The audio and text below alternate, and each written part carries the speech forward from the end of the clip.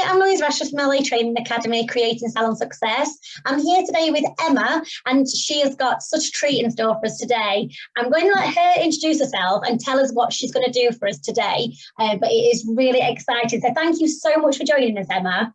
No, it's a pleasure to be here. Thanks for asking me, Louisa. No problem. So do you want to just introduce yourself? I know you've been on my podcast before, but this is really exciting because you're sharing some slides with us. And keep your mouth shut, Louisa. So if you want to tell us a little bit about what it is you're going to do for us today.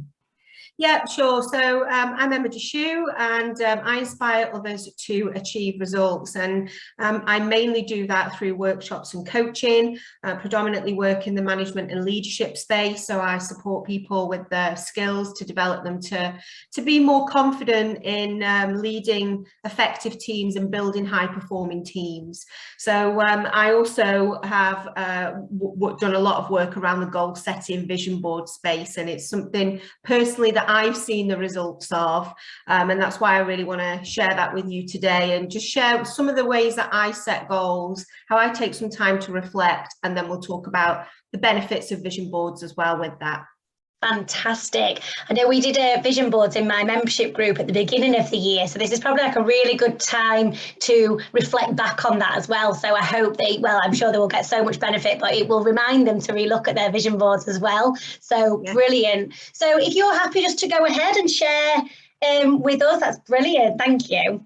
Yeah, will do. And like you said, it is a brilliant time. I've just done some reflection recently, a kind of a mid-year review, but I'll talk more about that as we go along throughout the session. Perfect. So, as I said, this session, masterclass, is about goal setting and vision boards. I know I've just introduced myself, but I have 16 years experience in learning and development. It's just turned 16, so I'm getting used to the saying 16 instead of 15. And I'm mainly a leadership expert, coach and facilitator and trainer. So that is a little bit more about me. What I'm going to look at is three key areas to discuss with you today, which is the reflection, the goal setting, and vision boards. I quite often find that people that maybe haven't done goal setting before, or maybe they've done it in the workplace, now they're looking at setting up a business, so goal setting from a different viewpoint, or just generally, it's just maybe something that they've just done at the beginning of the year and set some New Year's resolutions before. People that haven't spent a lot of time doing it can maybe just get a piece of paper and they're really motivated and enthusiastic to set some goals, but they kind of get this blank piece of paper and think, right, well, where do I start with it? And we know, it's not as easy as to just, set yourself some goals and go and achieve them. And so I just want to talk about some steps today that I use, and that starts with reflection. But I also do that on a cycle, and so I'm going to talk more about that as we go along today. So we'll start with reflection, we'll then move into goal setting a little bit and the benefits of setting goals, and then, as I said, we're going to talk about the vision board side of things. So from a reflection point of view, I have at least half a day every 12 weeks blocked out in my diary to spend some time reflecting, and then planning forward for the next 12 weeks. So the reflection bit, the reason why that's really important is because, we need to be kind to ourselves in terms of our past achievements. We can be so busy, we're on this hamster wheel, we're going at 100 miles an hour, achieving all these goals. And I think sometimes if we don't just stop to reflect and think, well, actually, how much have I already done? What have I already achieved so far? And actually take some time to celebrate that. And they might be small goals, small achievements that we've achieved along the way to the bigger goal.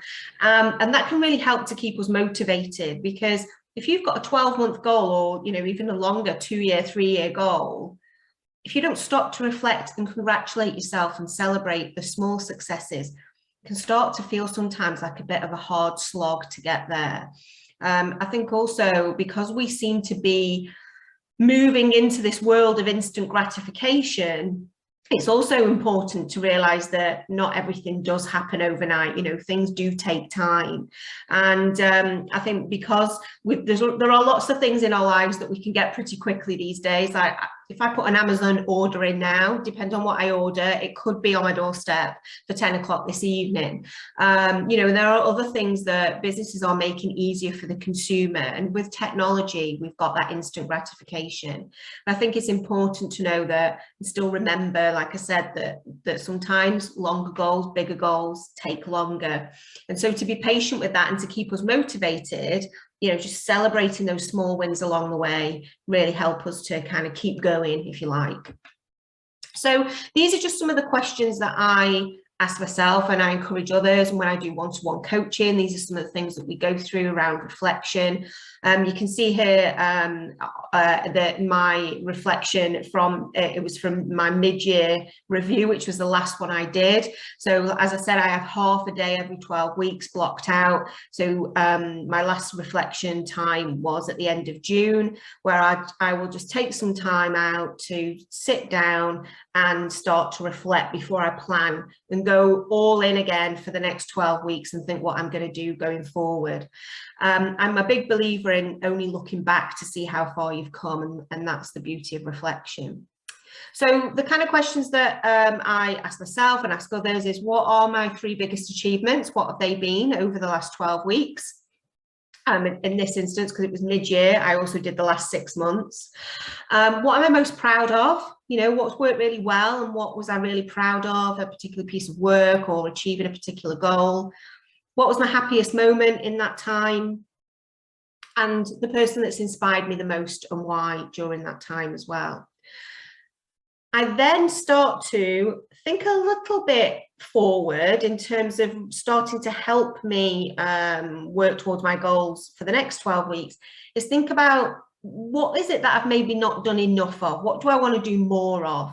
And a question I really asked myself at the end of June was,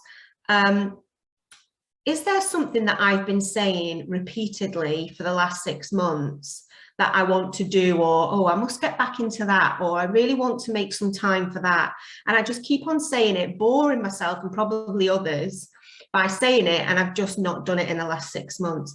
If you find that there is something over and over again that you keep saying, that actually is telling you that it's something you really want to do. So where's that difference between saying it and doing it? And actually the difference is more often than not carving out the time to do it. So what is it that I want to do more of? But then what I've got to realize is, what do I need to do less of?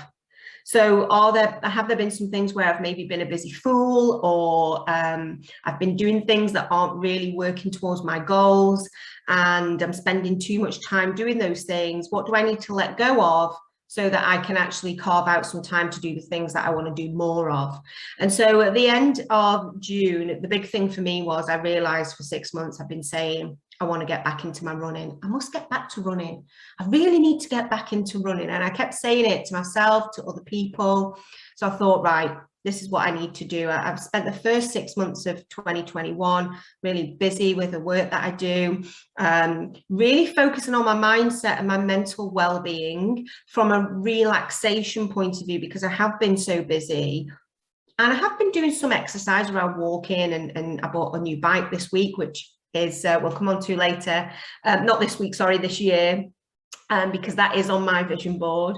And so I bought myself a new bike this year, and so I've been doing that, but I still really want to get back into the running, and so that was definitely something that I then started to plan from July onwards, and I'm now getting back into doing couch to 5k again, which I've really started to enjoy. So is there anything for you, Louisa, that you're thinking, actually, yeah, I've been saying something over and over again that I need to kind of make more time for? Something, I was just smart. Obviously, I wasn't even on the video then because I was conscious of my facial expressions. I was literally just sat there going, because I was like, we have literally just done a session in my members group this morning about reflection, and people feel that they are 100 miles an hour and life is double the pace, and they're just ploughing on in their treatments, being so busy, and they've almost forgotten their goal, as in where they're actually wanting to go and why they're doing what they're doing. So although at the minute I would say, I feel for me I'm pretty on track. I've probably since we last I did your vision board session during lockdown, didn't I? It was Yeah. So probably from then, I feel like I've been quite good at keeping myself on track, because I am very, very aware that, but something I've started recently is on the form of exercise, actually, not started, but started to commit to, is I'm a big fan of something called Kundalini Yoga, which I know my husband laughs all the time every time I say it, but I find it really focuses my mind and clears a lot, but it's like a workout as well. So although I'm very much into running and stuff, I've really enjoyed actually having that headspace, because it's like a form of meditation, which I'm not very good at. So yeah, I suppose if I thought about it, I would say I've been really wanting to get into doing it regularly, not just saying I do it, but I've been doing it daily. And I really can tell a big difference with the calming of the mind and being able to focus a lot more. So I think this is really, really key. And it's just, pure chance that we're doing it today at the same time that I've done something in my members group, which, again, that wasn't planned, because it was planned for a session, but we ended up going on to this because of how everybody was feeling. So it's obviously a point in the year where people need to get back to what their, goals are, like you say. So this is really, it's great. Yeah, absolutely. And I love yoga as well, and what benefits it brings, and that reflection, it can be so hard. We can get sidetracked with so many things when we're so busy, and quite often so busy focusing on other people, looking after the other people in our lives, we can easily go off track. And that is why, that reflection and doing that exercise that I do every 12 weeks is important, because throughout those 12 weeks, there are going to be things that I said I was going to do at the beginning of the 12 weeks and I don't, because we do go off track. But what that reflection, that review does is brings you back on track. And I always kind of think about a sat nav, and not setting any goals at all is like just getting into a car, you don't even know what your destination is, and you're just basically driving and you don't even know where it is that you're going for. And then not taking some time to reflect and review is like putting the sat nav on, knowing where it is that you want to go, but then turning the sound off and never looking at the screen. And you end up kind of just going, oh, that road down there looks good, let me just go down there, that looks nice. And then before you know it, you're completely lost and you've forgotten where it is that you want to go in the first place. It always reminds me of Joe Swash was on like a TV, I think it was Would I Lie to You? This is probably going back about a year ago now. And he said that his mum and her friend had wanted to go to the Lakeside Shopping Centre. For those of you that don't know where that is, it's in Essex. And not far from where they actually live. And so she didn't know how to use the sat nav. So she said to Joe Swash, can you program it into the sat nav, because that's where I'm going to take my friend. Anyway, Joe Swash, by mistake, put the Lake District into the sat nav. And so that's brilliant. So his mom just set about driving, talking to a friend, not really paying attention to the sat nav and where it was, and the roads either. 6 hours later, Joe Swash gets a phone call. His mum is in the Lake District. Wow, that's brilliant. The sat nav. So she hadn't reviewed and reflected and thought, well, I'm not at the Lakeside Shopping Centre yet. Because obviously it's going to then take them 6 hours to drive back, they had to actually book a hotel and stay overnight. So it always makes me think about that. And it's so true that we just, we plan and we're at A and we want to get to B. We know that life happens and it's not always a straight road and we do get sidetracked, but that is the beauty of working on this 12-week cycle, that it just brings you back on track. That is such a good analogy. That I love it. I can't wait to share this. I think it's going to jump a few that are already there, because it's just so relevant to where people are at right now. And yeah. Absolutely. And this 12-week analogy, method that I use, I'm going to talk more about it shortly, but it comes from a book called The 12-Week Year. And on the front cover, it even says, achieve more in 12 weeks than most people do in 12 months. Oh. And I'll talk more about why that works shortly. But before that, so we've done the reflection. And so let's think about then how we do the goal setting and well, first of all, why is it so critical? Well, first of all, goals create that focus and direction. And actually we have so much going on in our lives. And if we think about what everyone's been through and still going through over the last, 18 months to 2 years, it's that focus and direction. We need that positive purpose in our lives. Whatever else we've got going on, we're always going to have, as humans, challenges, setbacks, adversity, trauma, whatever it might be. And I talk a lot about this on resilience sessions that I do. Having a purpose and really knowing what it is that you want to achieve in life really helps you to move forward and have that positive focus. And that we know that, okay, there are some things in our lives that aren't going great, that quite often we can't control, but actually by having something that you are fully in control of can really keep you going, and that's why I love running so much, because I always go to that. If I'm going through a challenging time, I think, well, what I can control and what I can focus on is getting out there and going running, and all the benefits that it has to it. But that really helps me to feel like I'm in control of something in my life, because maybe there's some other things that are going on that I'm not in control of. And so where your focus goes, your energy flows with that. And so you've got to make that decision, and you are absolutely 100% in control of whether you focus your energy into the negatives in your life or you focus energy into positives in your life. You might not be in control of the event and things that are happening to you, but you are 100% in control of how you respond and what you focus on. So goals breed that focus, they infuse your life with purpose and meaning, giving you the knowledge that you are then on the right path, to the most significant ideals of what your ideal life and what it is that you want to achieve.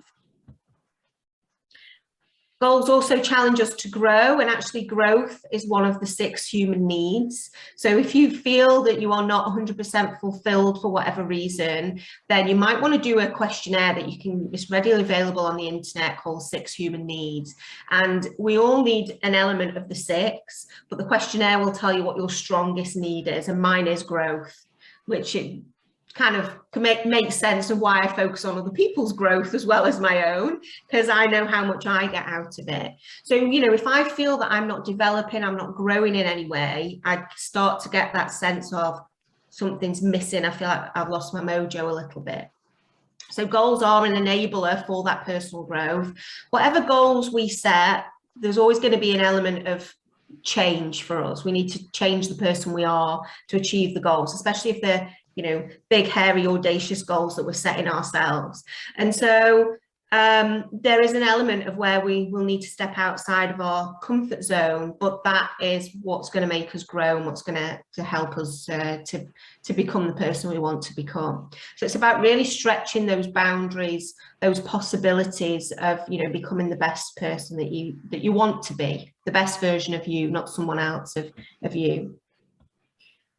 So goals drive you to take action as well. It is ultimately about that action. It's all well and good, doing the reflection, setting some goals, but if we don't take any action, then obviously, that's not going to happen. So there is an element of discipline in achieving goals.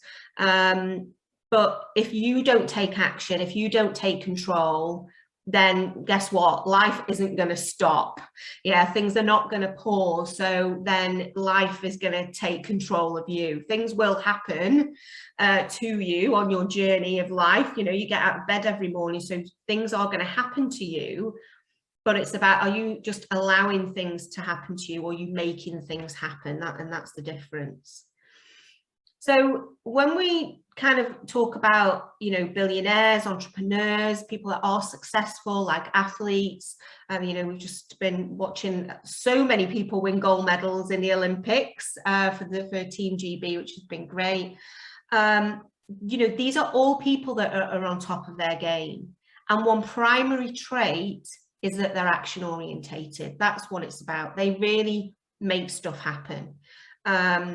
And it's about letting your goals consume you. Because if you are just going to set a goal and then get sidetracked and have that shiny object syndrome of, well, that road down there looks really nice, then actually it's taking your focus away from what it is that you really want to achieve. And I love the analogy that talking about the Olympics and the Team GB, this is going back to the Sydney Olympics, where the GB rowing team, the captain was Ben Hunt Davis at the time, and they had a philosophy of, will it make the boat go faster?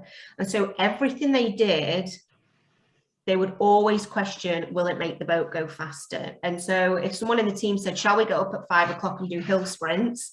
Well, some people might be like, oh, 5 o'clock. And then someone would say, well, will it make the boat go faster? Yes, it will, because we're athletes. It's going to make us stronger.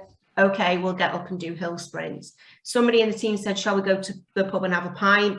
Will it make the boat go faster? Well, no. So, okay, we won't go to the pub.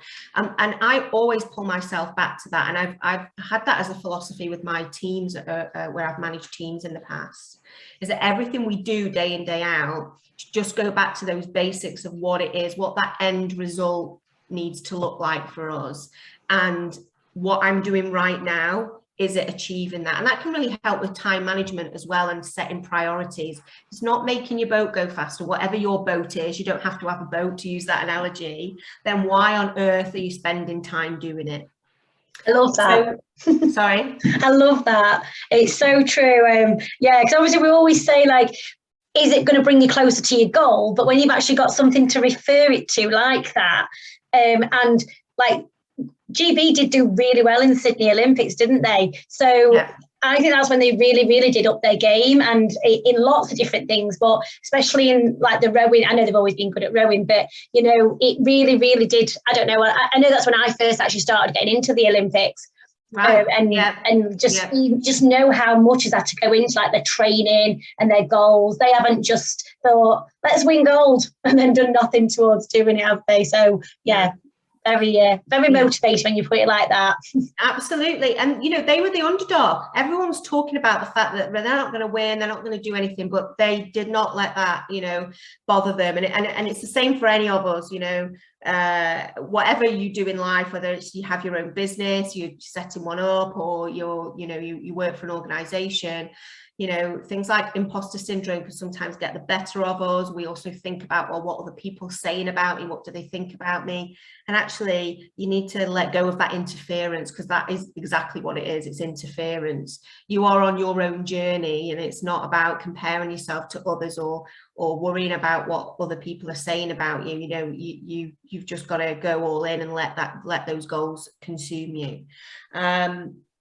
And so, you know, it's really about, like I said, just focusing on, and they might be biggest, boldest goals that you've got, and they might seem quite overwhelming, which is why I break my goals down. And I'm going to come on to that shortly.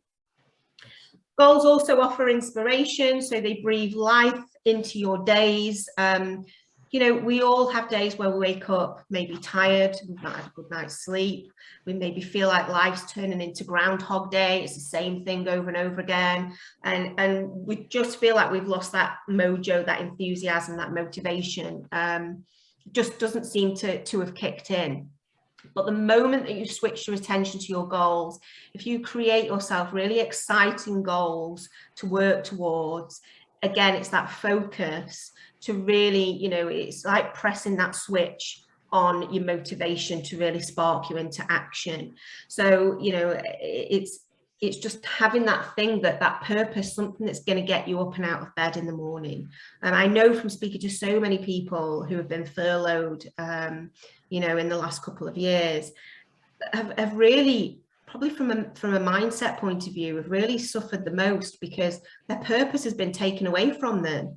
Yeah, maybe people have been working 20, 30 years and just getting up and out of bed every day and going to work. And so all of a sudden when someone says, oh, we don't need you to do that right now, and we don't know when we're going to need you to do that again, you know, that it's like, well, that's my purpose. It's been taken away from me. And I think we go through phases in our life where that purpose changes, you know, when we have children, when children leave to go to university or buy their own homes, you know, we go through that period of losing some sort of purpose. When we retire, you know, speaking to a few people recently that have retired, that kind of say, I just feel like I need a project. I need something to get my teeth into, because it's like, well, what am I going to do with my days now? You know, and a lot of people have still got many years before they retire. I think, well, you're lucky. Like, you know, it's what are you moaning about? You've got all this time to do whatever you want. But actually, it can be a big gap for people that can be missing. So yeah. My mum struggles with that. Your mum does? Yeah, yeah. When she retired, because she's such a social butterfly, and I know you might think, well, she's got loads of time to be a social butterfly, but she's a bit of a worker, and she loves to be at work, and she loves the social aspect of work and having a purpose of, like you say, every day. I mean, it's great for me because I you know, get her in the salon, I get her helping with the skincare. It's brilliant. But bless her, she is such a worker, but she loves it. And yeah, she really struggled that first year when she retired. And then we just started getting her involved in the salon, and it's been great for me and her, really. But yeah, that's great. It's just that period of readjustment, isn't it? It just takes a bit of time, definitely. So I talked about this cycle, this 12-week cycle that I go through, and it's very simply, you know, I don't like to complicate things. It's plan, do, review.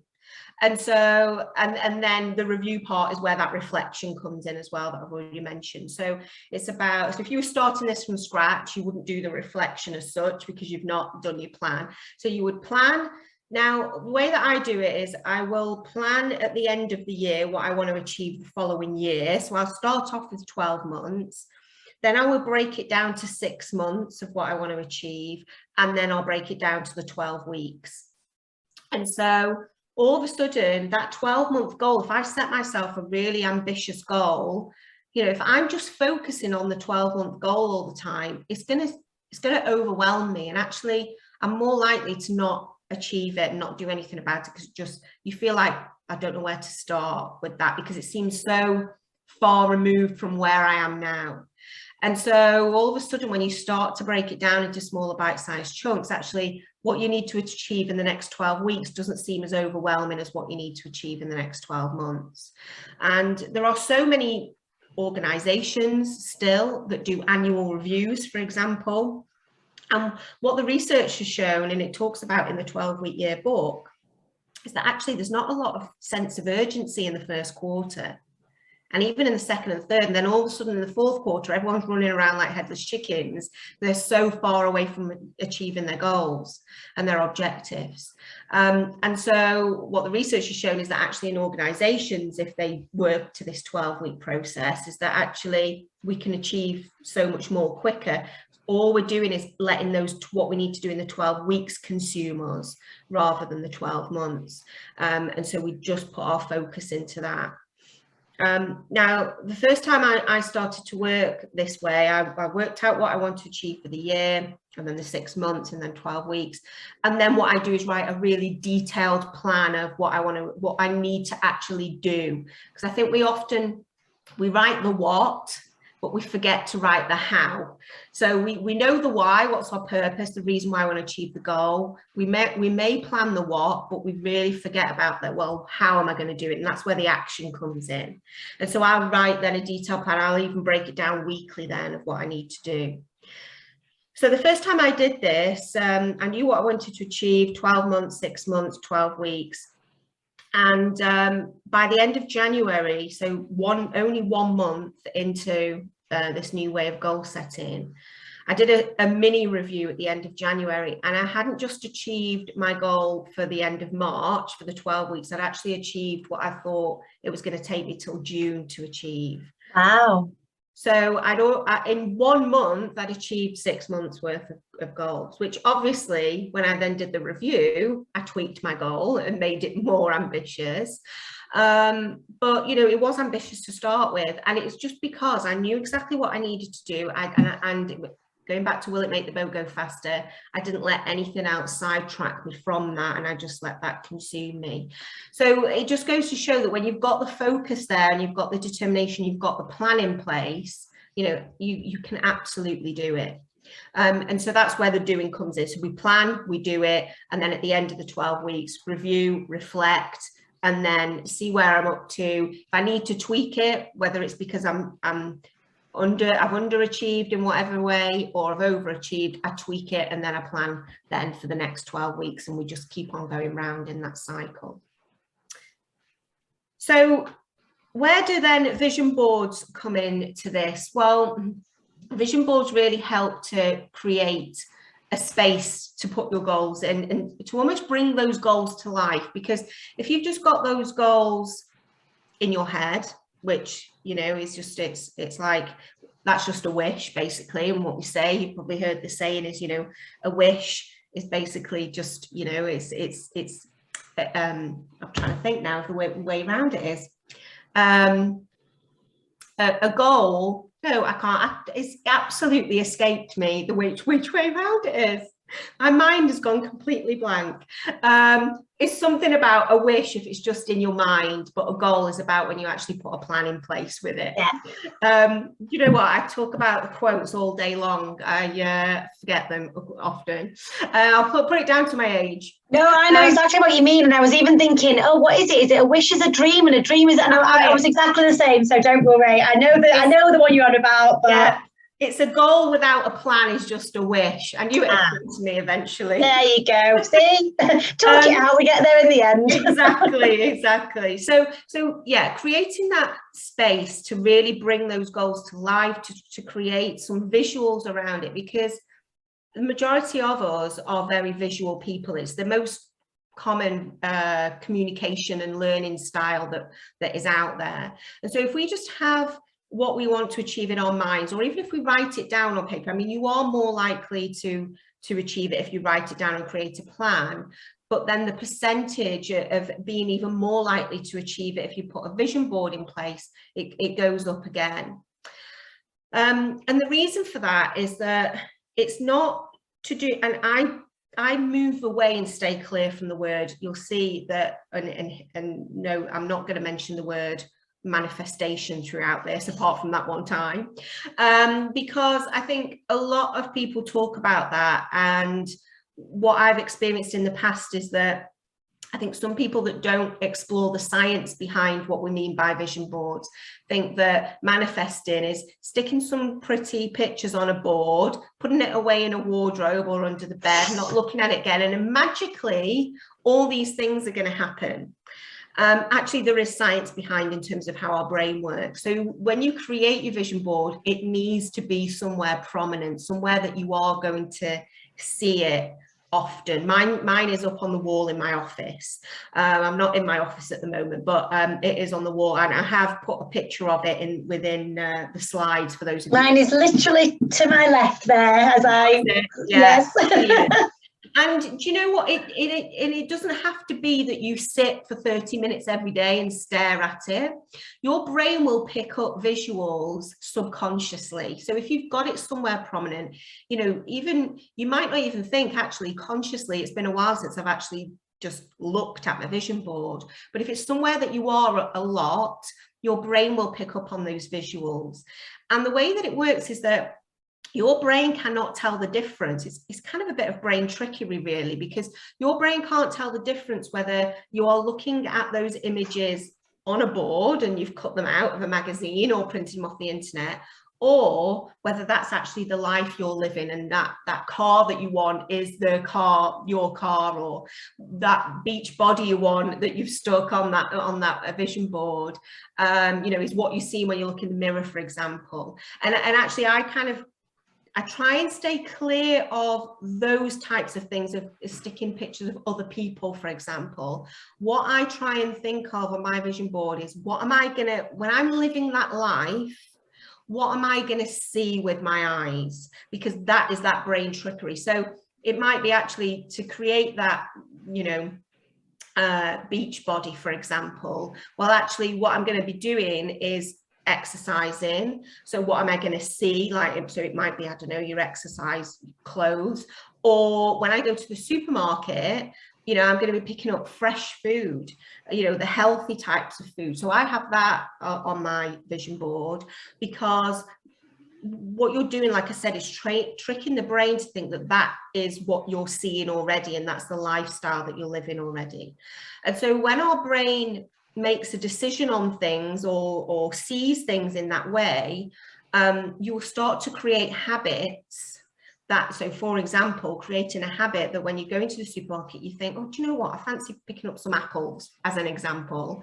And it might be because that's what you've got on your vision board. And so subconsciously, you start to create these habits that you are living that life already, because you're tricking your brain into thinking that you're living that life already. And so I don't want to go into it in too advanced detail, but hopefully that's making sense for everyone in terms of what I mean by that. So, you know, it is one of the most powerful mind exercises that you can do. It is all about the mindset and how the brain works. And again, talking about athletes, they've been using this for years. You know, when they have coaches, their coaches will work on their mindset with them to visualize that they've already won that race, for example, before they even run it. You know, and also when you start to believe it and you start to visualize it, it's important to also start to verbalize those things, because again, the more that you say things that you are or that you do, even if you don't believe it there and then, again, you will start to create habits, and it turns any limiting assumptions that you might have into liberating ones. You know, if I had a limiting assumption for years that I was always late.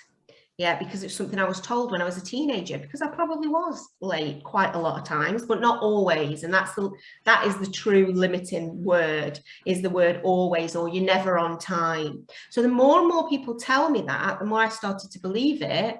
And so in my brain, I started to create habits that, well, I am someone that's always late, so I'm going to be late. Whereas actually, if I started to, which I did eventually, started to turn that into a liberating assumption, was I'm always on time, then actually I would start to create habits in that way rather than creating habits of being always late. Is that making sense, Louisa? Absolutely. I love stuff like that. And yeah, definitely. I do think as well, just what you said then about people saying things to you, I think society and family, friends, etc., they don't mean to be, you know, I'm not saying it's cruel, but they don't mean to say things, but it's amazing how much of an effect it can have on your mind, isn't it, mentally? So yeah, when you are in business, you know, you can often get negativity around it, going, oh, what are you doing that for? Or, oh, you're never happy, you're always moving on to the next thing. I get that a lot. But yeah, it's like, no, you just don't know my goal. You just don't know my vision. It's just it takes a while to get there, kind of thing. So yeah, definitely it does. Yeah. It does. Your mind's very, very powerful. Oh, absolutely. And you know, I mean, even scientists haven't even tapped into the potential of you know, what goes on in our brain. But again, it's going back to what we were saying about where your energy goes, where you focus on that. It's the same with the focus on things that you visually see and the things that you hear. And so this is the beauty of that vision board, is that you know, don't get me wrong, it's a nice little exercise to do for a couple of hours, a little craft exercise, but please do not, you know, hide it under your bed or put it away in the wardrobe. That is the key thing, is it needs to be somewhere that's prominent. And now I'm not saying that just creating a vision board is the be all and end all. You've got to then put that action behind it. You've got to do the planning. You've got to have the discipline and everything else that I've already spoken about, the reflection and all that other good stuff. You know, this is just one element of, you know, how you can bring it all together to achieve your goals. And by all means, it's not going to magically happen if you stick it onto a board. And you know, that's one thing I always really want to make really clear with people. And so when you visualized it and you've done your vision board, you know, share it with others as well, and verbalize it. The more you talk about your goals. But before I set up my business, I know I must have drove so many people mad about talking about my goals, and one day I'm going to do this and I'm going to do that. Like you just said, Louise, you know, people say, oh, you're always moving on to the next thing. And I probably did drive a few people mad with it, but it's so important to verbalize it, because again, the more you say things out loud, the more you start to believe it. It becomes real, doesn't it, then? Yeah. And then if somebody says to you, have you done that yet? And you think, oh no, then you think, oh, I've got to go on with it. There's a bit of accountability then, isn't it? So it's a bit embarrassing if you don't do it. Absolutely. And I was just about to talk about external accountability. You know, if you've got something in your mind that you want to achieve and you don't tell anyone, it's so easy to then not do it, isn't it? You've not committed to yourself or to anyone else. And, Yeah, and that's the beauty of things like coaching or having an accountability buddy or something like that, because, you know, there's people that I've spoken to, you know, even over the last few months that have said, oh, I just want to get back into doing such and such, and it's an individual activity that they want to do.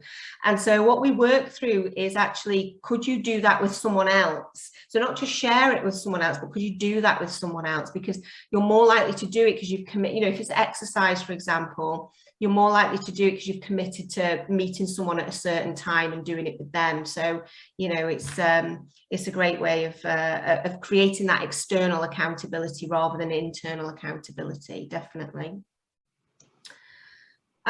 So if you are watching on YouTube, here is a image of my vision board for 2021. There are lots of things already on there that, you know, as I said, I've got back into my running now. It took me half the year, but I'm there. For those people that know me well will know I have a new 5-year goal to move to France. But actually what I started to talk about was the fact that to think about, okay, that might be a 5-year goal, so that might feel like a hard slog, but actually, what do I want my life to look like when I actually do live in France? And so obviously I started to put that on my vision board, and you can see there's a bicycle. It's quite small, but there is a bike with a basket on the front on there. There's someone sat outside a coffee shop just watching the world go by. I haven't got it on my vision board, but part of that was that I want to take Fridays off work. And so I started to think, well, actually, what can I do now, you know, that I don't have to wait until I live in France for? So that's why I bought the bike with the basket on the front, and I do have that, which I absolutely love. I've spent, you know, quite a bit of time just sitting and watching the world go by, and you know, it's where I go and I actually take my bike. I'm quite fortunate that, you know, I can go 5 minutes down the road. I'm in the countryside, so I could almost be in the French countryside if I use my imagination. And you know, just really started to think about, I've blocked every Friday out from now until the end of the year. I still maybe do a few things that creep in, but it's a slow progress with that one. So, you know, there are absolutely things that have come to life from that. So I just wanted to share what mine was.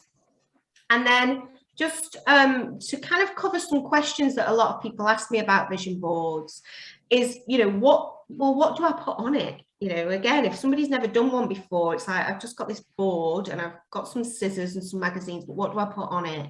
Well, really, it's anything that inspires and motivates you to achieve your goals. And as I've said before, the purpose of it is really to bring your vision to life.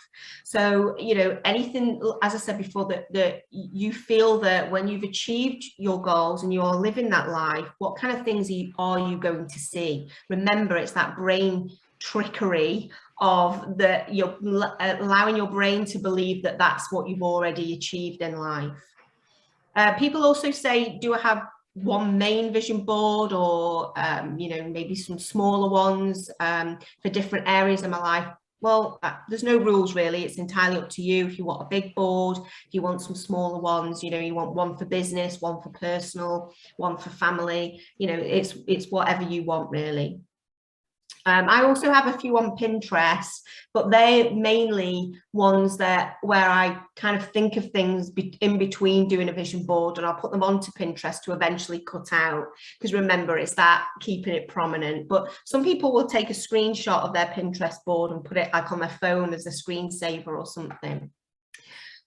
And also, how often do you do your vision board? Well, whenever it feels right for you. It depends on whether you've achieved all your goals on your vision board, you know, within 3 months, then you might want to do a new one. I tend to do one every 12 months, maybe one mid-year. But then I also leave some spaces on if I want to add different things, or take some things. If I think it's going to be a goal that I'm going to achieve pretty quickly, I'll actually stick it on my vision board with blue tack so that I can take that off and replace it with something else, so I haven't got to do it all over again. So there's just a few little tips. And then the last thing really I wanted to cover off, I mentioned about celebrating success earlier, and so many people don't do this. So before I do have a bit of a list of different ideas, but what kind of things do you do to celebrate success, Louisa? Well, I'm a bit of a foodie, and so I feel like everything I celebrate with food. So I'll often say to my husband, and he will be exactly the same, oh, shall we have this tonight? We've done this. And I think it is really important to acknowledge the fact that actually you've done well at something, no matter how small it is. Because like you said earlier, and this is exactly what I was talking about earlier on, that people can, we just keep going, don't we? And we just don't ever stop and say, hang on a minute, I'm doing all right. I might not be there, but look at all that. You know, if I look back, I sometimes think I never imagined I would have this, and this in my salon or in my skincare. So sometimes it's really important just to stop. So yeah, we often celebrate with a meal, little glass of prosecco maybe, or champagne or something, you know. Then I'll sort of really think, oh, I've done really well, let's get a bottle of Laurent Perrier. That's my treat, because I do love a bottle of Laurent Perrier rosé. If anybody knows me, they know that that's true. You'll see it on Facebook all the time, and I'm obviously celebrating something, often a birthday, but it's an excuse, as in just to congratulate yourself. And I think we just deserve it, you know. So absolutely, absolutely. And it doesn't have to be big things that you've achieved, you know, just those small things, even down to, you know, I kind of reward myself if I know I've got a piece of work to do. It's going to take me a couple of hours that I've been procrastinating against. You know, it's almost like, right, I'm going to get stuck into, you know, this is just a small 2-hour goal. I'm going to get stuck into it now. When I've done it, without letting anything else distract me, I'm going to treat myself to a coffee and a biscuit. You know, it can be anything as small as that up to the big things. And mine do often involve fizz as well. I'm often a tea though. I do that. Earlier on, I was just finishing editing a podcast. And you know, when I like editing, so I don't find it a task at all. But you know, sometimes when you're just sort of thinking, I'm a bit tired today, so I had such a busy day yesterday, and my eyes are going, and I'm like, come on, get to the end and you can have a cup of tea. So I was just sort of like willing myself to get to the end, and I did it just before we came on here, and I got a cup of tea as well. So I'm very impressed. So yeah, just little wins. You've got to take them all, haven't you? Absolutely. Yeah, definitely. Anything that's going to bring a bit of joy to your life, it's going to make you smile. So just a couple of, if anyone needs some inspiration of things to do, you know, I'm just going to go through a few things. Enjoy a magazine and coffee in peace and quiet for half an hour. You know, how often do we stop to do that? Relax with a lazy lie-in. You know, for me, that a lie-in is absolutely a treat. Run a hot bath with a good book and a relaxing, bath foam or candle, whatever it might be. Taking a break, whether that's a holiday, a day out. There's so many people at the minute that I'm talking to, mainly at the work for organisations, that are not taking all their annual leave because they think, well, I'm not going abroad, so I'll just carry on working. You know, people that are working from home in particular. And actually, you need that time out, whether you're going away or not, just taking a day off to potter around the house. Sometimes you need it for your well-being. As you said, Louisa, booking a meal out. Buy the outfit that you've been eyeing up, you know, that you've that's going to make you feel good. Savor a nice glass of wine, that had to be on there. Absolutely. and or maybe doing that, listening to a favorite music album. Me and my partner have just bought a record player, and do you know what, it's even just been nice going to a record shop and flicking through some records again, and so we just enjoy putting that on now, which is good. You know, even just relaxing and watching a film, whether that's at home or the cinema. Starting a hobby that you've always wanted to do, you know, that you've been putting off. You see, I've got a long list here of things. So if people have run out of anything, you know, you can see there are so many things you can do. Organise an evening out with friends. Treat yourself to your favourite cake or chocolate. Go to that coffee shop and relax. And I do just love watching the world go by outside a coffee shop. Getting a takeaway, take the night off cooking. Take a day off just because, you know, not because you've actually got something planned, just because. Spend time with a friend. Have a beauty treatment. I'm sure you're all for that, Louisa. Absolutely, yes. Visit a spa or... I was just about to say spa day, and then it was next on the list. Oh, I love a spa day. Having your nails done, you know, all that kind of thing that's just going to make you feel good. If you've got children, having a child-free day or afternoon to do whatever you want. but getting yourself some flowers or a nice plant for your home. And the last on my list is, having a picnic in your local park, obviously weather permitting.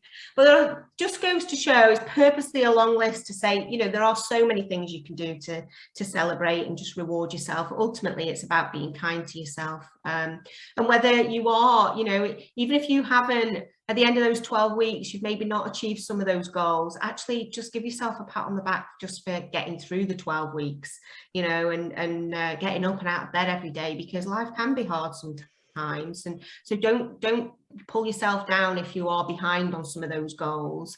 I think if you've got other things going on in your life, sometimes we've got to park some things and be patient, but that's where that review and that reflection really helps to get back on track if we have got off. And and so that's my masterclass. Thank you again, Louisa, for asking me to join you today. If anybody does want to reach out and get in touch with me, I'm on all the socials. I'm on LinkedIn, Facebook, Instagram, whether you follow Inspired Learning or just me, Emma Dechoux. Thank you very much. Oh, thank you, Emma. I really, really appreciate it. It has been so good, and such a good reminder as well on just the fact that we should be congratulating ourselves. And like you said, even if we haven't necessarily got a big goal in mind, just achieving that little task, of scheduling your social media for, a couple of days in advance, if not a week, a month. The goal is probably do the whole month, but I keep telling my ladies, give yourself a break, even if you do, I'm trying to get them to break it down and say, I don't know, say they do a Monday inspiration post or something, just do all 4 Mondays in the month or however many there are, and leave it. That break your goal down from, I've done nothing because I didn't do the whole month. So I just think you've break it down just makes it so much less overwhelming. And it's because sometimes it's you can't see the wood for the trees. Can you? We take on so much and then we do nothing. And you think, you feel even worse. That's it. As long as you're moving forward, it doesn't matter how small that step is, and if you need to break it down even more, for me, right at the beginning of the pandemic, because I am someone that sets goals every 12 weeks, I had to really focus, because I was like, okay, well, I don't even know what's going to happen now in the next 12 weeks. And so what I decided to do, because I needed that focus to carry on with my business, is I broke it down even more, and I was actually planning every 3 weeks, because I was doing it in line with the government announcements. So okay, well, at least Boris is telling us what we're doing for the next 3 weeks. And so, if you've got to break it down even further, just to, get you through the day, through the week. And it's rather than standing at the bottom of the staircase and focusing on the top, just focus on taking that first step. Fantastic. Oh, thank you so much. It is, I'm sure it's just come at the perfect time, and people will be so inspired. And I'm sure they will start to follow you, and I'll share your links as well in the show notes and stuff like that. So thank you so much. No, thank you. Thank you. It's been a pleasure.